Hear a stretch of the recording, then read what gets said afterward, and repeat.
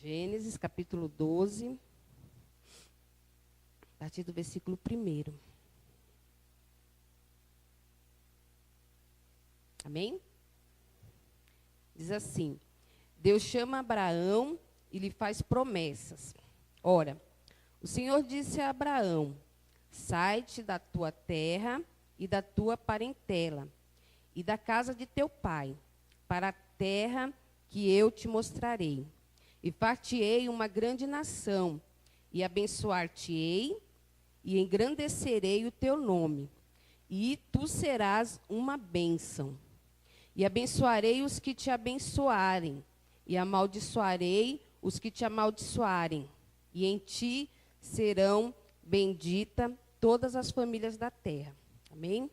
Essa palavra, né, Deus falou para Abraão, mas falou para nós também, né? Porque tudo que Deus fala na Bíblia é para nós. E aqui no versículo 2, ele diz: e far-te-ei uma grande nação, e te abençoarei. Primeiro, ele nos abençoa, irmão, né? Deus, ele é um Deus grande, né? Nós sabemos que Deus é um Deus tão poderoso que ele nos abençoa em todo o tempo. E logo depois ele diz: engrandecerei o teu nome, e tu serás uma bênção. Perceberam? Primeiro ele nos abençoa, e depois ele quer que nós sejamos uma bênção. E ele tem nos chamado para isso, para sermos bênção.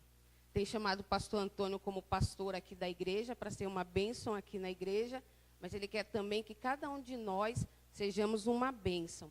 Não só aqui na igreja. Quando Deus quer que nós sejamos bênção, ele quer que nós sejamos bênção em todos os lugares que nós estejamos. Tanto na igreja, como no nosso trabalho, como na nossa família, na nossa casa, enfim, no nosso cotidiano. E o que ele quer de nós é simplesmente isso, que nós sejamos bênçãos. E quando Deus quer que nós sejamos bênção, ele quer que nós fazemos o quê? Cumprimos a palavra dele. Não é isso, pastor? Nós possamos usar essa palavra tão maravilhosa, essa bússola, né, que nos ensina a andar nesse mundo. Tá difícil? Tá, irmãos. Mas Deus quer que nós sejamos bênçãos. E eu tenho tido experiências assim incríveis em relação a isso, porque eu estou vivendo uma fase assim bem difícil da minha vida, assim, eu acho que em todos os sentidos. Mas Deus tem me chamado para ser bênção. Deus tem chamado o pastor para ser bênção dessa igreja, mesmo diante de tudo que tem passado, ou que já passou na vida dele durante esse ano, do ano passado para cá. E Deus quer que cada um de nós, irmãos.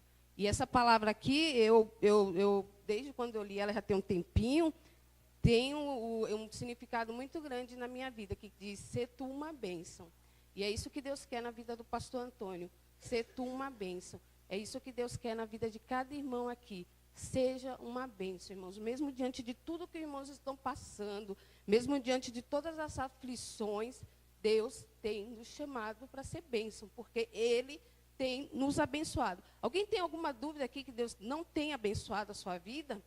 Eu tenho certeza que não, né? Porque Deus tem nos abençoado a cada dia que passa, todo instante Deus tem nos abençoado.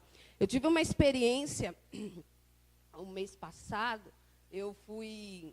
Minha mãe estava internada e nós tínhamos a escala dos filhos, né, para ir dormir lá no hospital. E eu falei para minha irmã, para mim é mais fácil dormir sexta e sábado. E um pouquinho domingo, porque na segunda eu trabalho. E eu fui, acho que foi eu fui numa sexta-feira dormir lá. E eu tinha passado uma semana antes lá, tinha sido um final de semana muito atribulado lá no hospital. Uma senhora que nós conhecíamos, sem saber que nós a conhecíamos há muito tempo, estava lá, tinha falecido, e ela era vizinha do meu irmão, e todo mundo estava muito abalado com a situação que aquela senhora morreu. E eu cheguei lá na sexta-feira à noite, tinha mudado todo mundo do quarto, eram acho que 6 pessoas no quarto que minha mãe estava. E só ficou minha mãe, mais velha ali, de tempo no quarto. Eu cheguei na sexta-feira para ficar com a minha mãe à noite, e eu notei, falei: nossa, mas todo mundo saiu do quarto. Eu sabia que uns tinham morrido, outras tinham indo embora para casa, outras estavam na UTI. Eu falei: que estranho, né? A gente sai, deixa um monte de gente, volta, de repente, só está minha mãe lá, há mais tempo no quarto.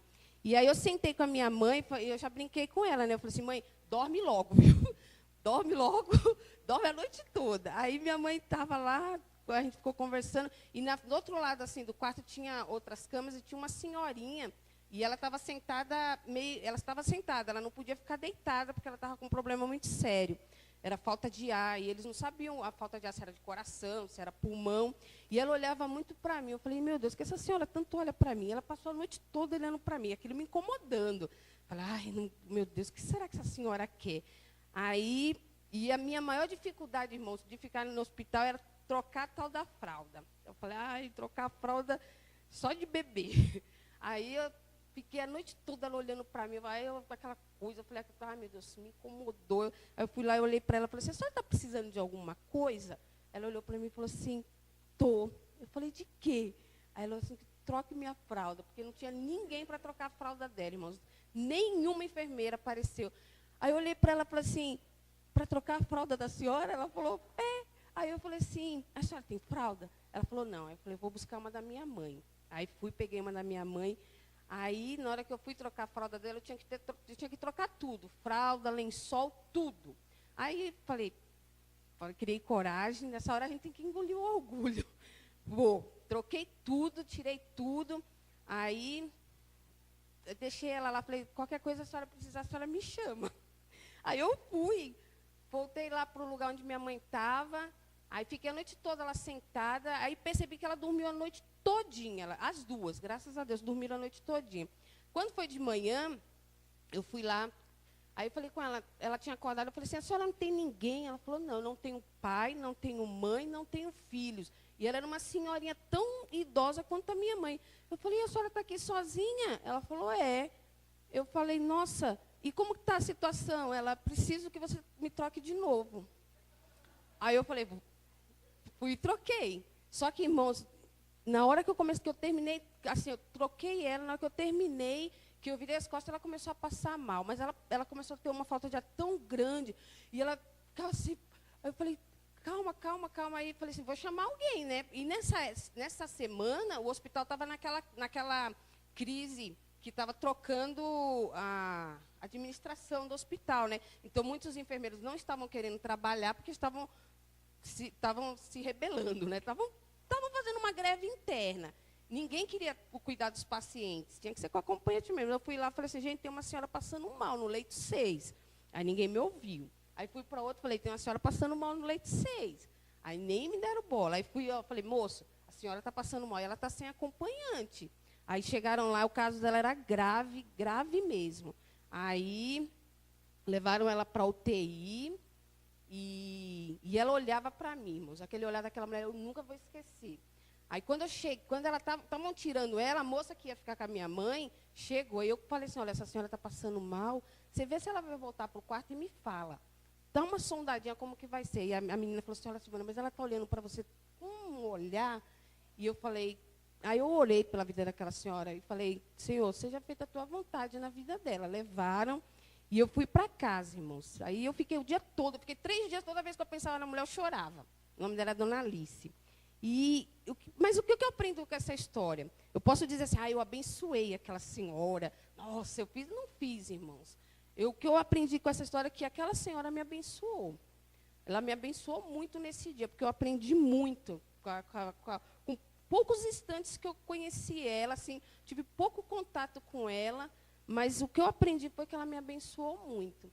Aí, quando chegou, acho que foi no domingo, minha irmã foi para lá. Aí eu estava ansiosa para ver minha irmã, né? Eu falei assim, e aí, você sabe alguma notícia de uma senhora que chama Alice, que estava lá no hospital, sobre se ela morreu, se aconteceu alguma coisa com ela? Aí minha irmã falou assim, dona Alice, ela estava lá no quarto, eu cheguei perto dela, ela me abraçou, acho que ela pensou que era você. E aí eu fiquei mais tranquila, né? Porque eu sei que, graças a Deus, ela voltou para o quarto. Mas a gente, irmãos, quando a gente faz uma ajuda alguém, numa circunstância dessa, de alguma forma nós estamos abençoando aquela pessoa. Quando a gente transmite amor para alguém, nós estamos abençoando essa pessoa. E é isso que Deus quer das nossas vidas, que nós sejamos bênção, irmão. Sejamos bênção onde quer que nós estejamos. Porque Deus, Ele nos abençoa o tempo todo. Ele tem nos abençoado. Mesmo nessas situações adversas que nós temos passado aí. Porque nós sabemos que não tem sido fácil, não. Cada um aqui, se for contar sua história, sua luta, nós vamos ficar aqui com mais de lágrimas aqui. Mas Deus tem nos abençoado. Deus tem cuidado do seu povo. Deus tem cuidado dessa igreja. E o que Deus quer de nós é que nós sejamos bênção, irmãos, nessa igreja. Nós estamos aí completando 15 anos de muita luta, né? Muita história para contar, história em relação à igreja. Mas Deus quer que nós continuemos sendo bênção neste lugar, sendo bênção no Parque Flamengo, assim como nós fomos bênção lá no Jardim Adriana, e que nós possamos ser bênçãos na vida deste bairro. Principalmente, Deus te chamou para o ministério, irmão, seja bênção. Deus não te chamou para o ministério, seja bênção nessa vida, nessa igreja. Seja bênção para aqueles que você não conhece. Não seja bênção só para aquele que você conhece, não, para aquele que você tem mais achegado, não. Nós temos que ser bênção até para aqueles que nos amaldiçoam, né? Nós temos que ser bênção até para eles. Nós temos que ser bênção, porque o Senhor nos pede isso. Sê tu uma bênção. Então, pastor, sê tu uma bênção. Igreja, seja uma bênção. Seja uma bênção para aqueles que você conhece. Seja uma bênção. Cumpra o que a palavra diz aqui em Gênesis capítulo 2. E far-te-ei uma grande nação, e abençoar-te-ei, e engrandecerei o teu nome, e tu serás uma bênção. Se eu posso estar abençoando a vida dessa igreja, a vida do pastor Antônio.